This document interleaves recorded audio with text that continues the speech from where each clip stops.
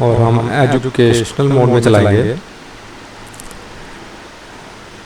कोई ज़रूरी नहीं है कि अगर आपके पास पेड वर्जन ही हो तो तभी आप प्रैक्टिस कर सकते हैं। एजुकेशनल मोड में भी प्रैक्टिस की जा सकती है। कंपनी ओपन करेंगे। हमने कंपनी क्रिएट कर रखी है, नहीं तो आपको स्टेप बाय स्टेप बता देता हूँ कि कंपनी क्रिएट करेंगे। प्रैक्टिस कंपनी, हमने कंपनी को नाम दे दिया है।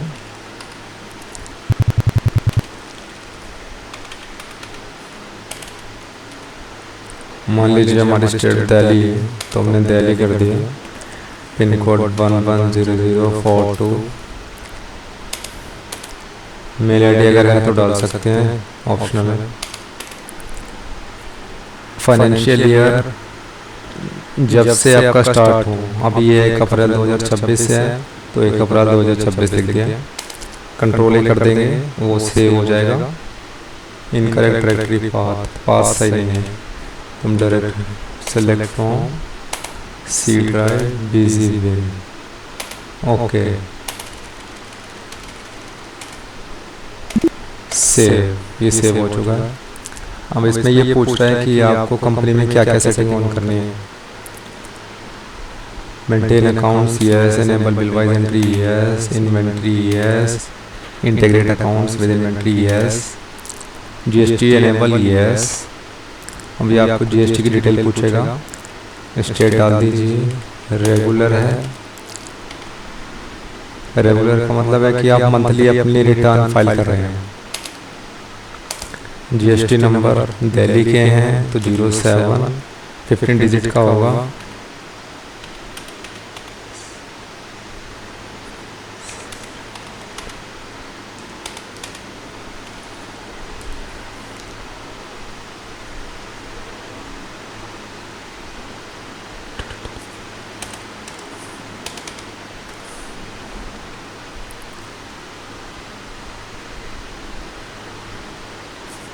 मंथली इनवॉइसिंग, अगर आपकी सेल लिमिट क्रॉस कर जाती है, जैसे कि 50 लाख फाइनेंशियल ईयर में है, या पहले तो 10 करोड़ थी शायद, तो आप इनवॉइसिंग इनेबल करना पड़ता है। अभी हम नहीं कर रहे हैं। ये बिल 50,000 से अब आप कोई बिल देते हैं अदर स्टेट्स में तो आपको ये बिल कंपलसरी है। दिल्ली टू दिल्ली में तो 1 लाख है शायद, 1 अप्रैल। ओके, ठीक है। तो हम इस वीडियो में जानेंगे कि आप जीएसटी ऑटोमेटिक कैसे इनेबल कर सकते हैं। तो सबसे पहले हम क्रिएट कर लेते हैं, वाउचर में जाते हैं। उसके लिए आप वी भी दबा सकते हैं। सबसे पहले परचेज करेंगे, किसी भी आइटम को परचेज करेंगे। इनवॉइस नंबर कुछ भी डाल सकते हैं आप, मैं रैंडमली 1 डाल दे रहा हूँ। पार्टी नेम क्रिएट करेंगे, परचेज पार्टी।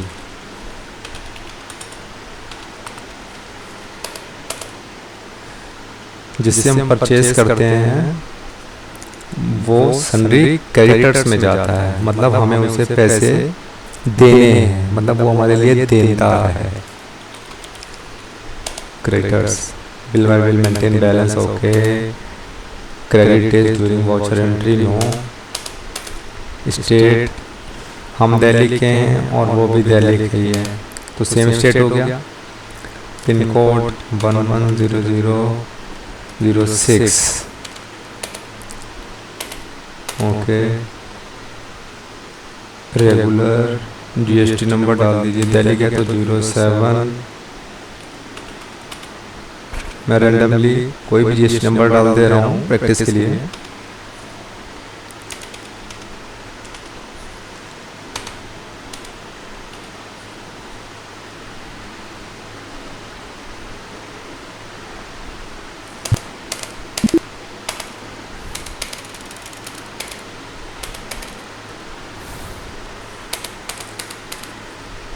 परचेज लेजर, ये आपको क्रिएट करना पड़ेगा।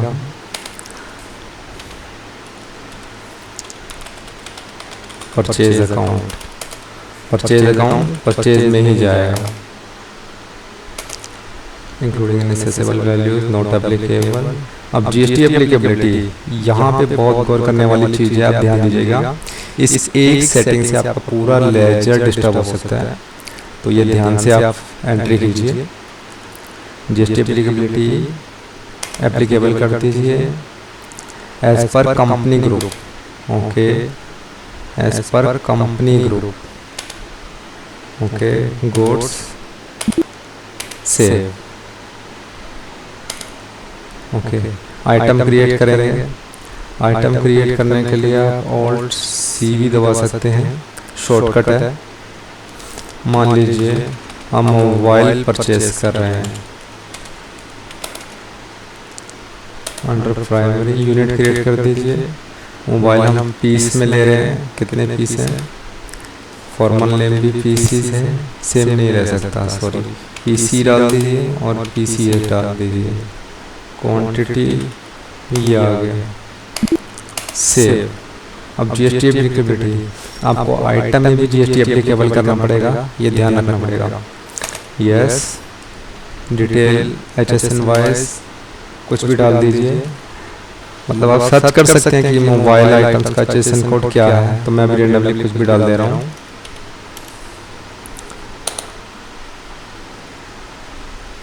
जीएसटी रेट पूछ रहा है वो हमसे, डिटेल यहाँ डाल दिए। टैक्सेबल वैल्यू पे जीएसटी कैलकुलेट होगा। टैक्सेबल का मतलब होता है कि हमारी बिना टैक्स के जो वैल्यू पहले होती है उसे टैक्सेबल कहते हैं। मोबाइल पे मान लीजिए 18% है, गुड्स है, ये कर दीजिए। अब हमने 10 मोबाइल परचेज किए, एक मोबाइल 15,000 का है, तो 1.5 लाख की वैल्यू हो गई। अब हम इस पर जीएसटी कैलकुलेट करेंगे। अब हम दोनों सेम स्टेट में हैं, तो लोकल जीएसटी लगेगा, सीजीएसटी एंड एसजीएसटी। अगर अदर स्टेट्स में होते तो जीएसटी लगता। तो हम फिर से ऑल्ट सी दबाएंगे जीएसटी लेजर क्रिएट करने के लिए। CGST under duties and taxes. Tax का कोई भी अकाउंट जो होता है वो ड्यूटीज एंड टैक्सेस में जाता है। जीएसटी, ये सीजीएसटी है, इसमें कोई परसेंटेज नहीं निर्धारित करेंगे, वो आप आइटम में परसेंटेज डाल चुके हैं, तो आप यहाँ डालने की जरूरत नहीं है। ये देखिए जीएसटी कैलकुलेट हो गया, सीजीएसटी। अब ऐसे ही हम एसजीएसटी कैलकुलेट करेंगे। 2 टैक्स कैलकुलेट होते हैं, एक सेंट्रल का, एक एसजीएसटी कैलकुलेट होता है, और एक सीजीएसटी स्टेट गवर्नमेंट का।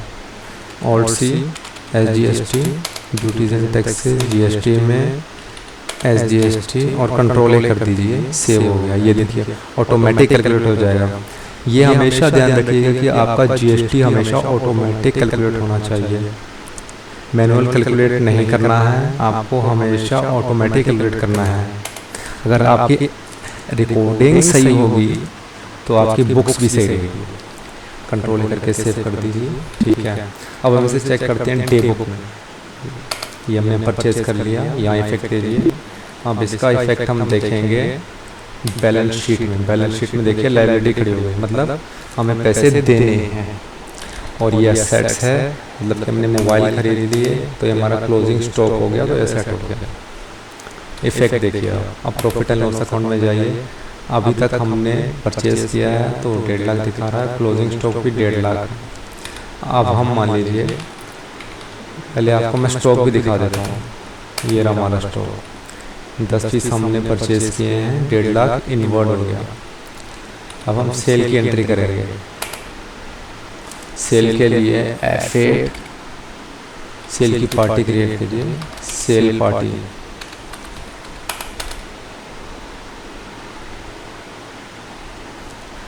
जिसे हम माल बेचते हैं यानी गुड सेल करते हैं, उसे हम सन्ड्री डेटर कहते हैं। मतलब कि जिससे हमें पैसे लेने हैं वो हमारे लिए डेटर्स होता है, और वो करंट असेट्स में आता है। और वो करंट असेट्स में इसलिए आता है क्योंकि ये घटते बढ़ते रहते हैं।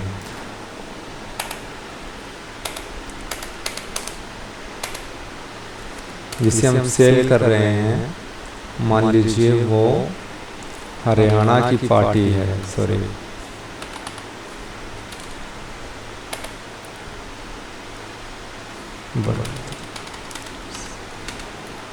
कंट्रोल कर दीजिए, सेव हो गया।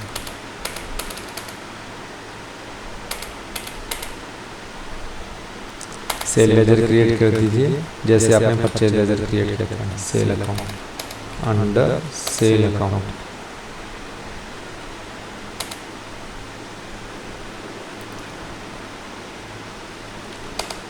जीएसटी यहाँ एप्लीकेबल कीजिए as per company, as per company goods.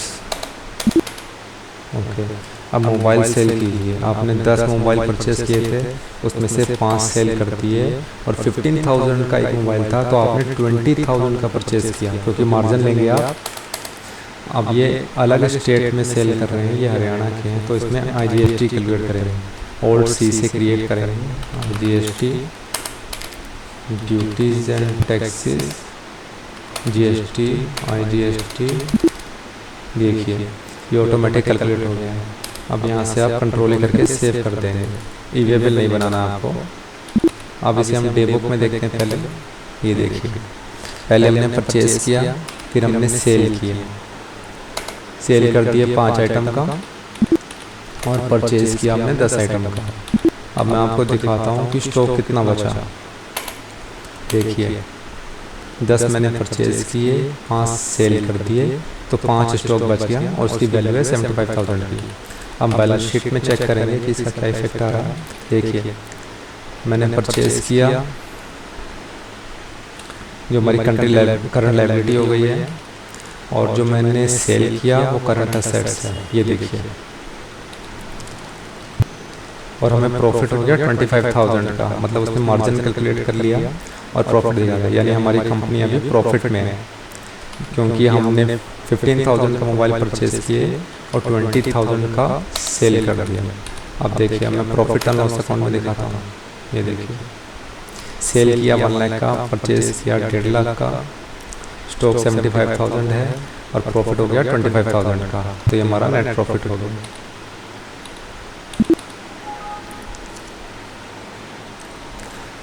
इसी तरीके से आप GST कैलकुलेट करना सीख सकते हैं। Thank you for watching.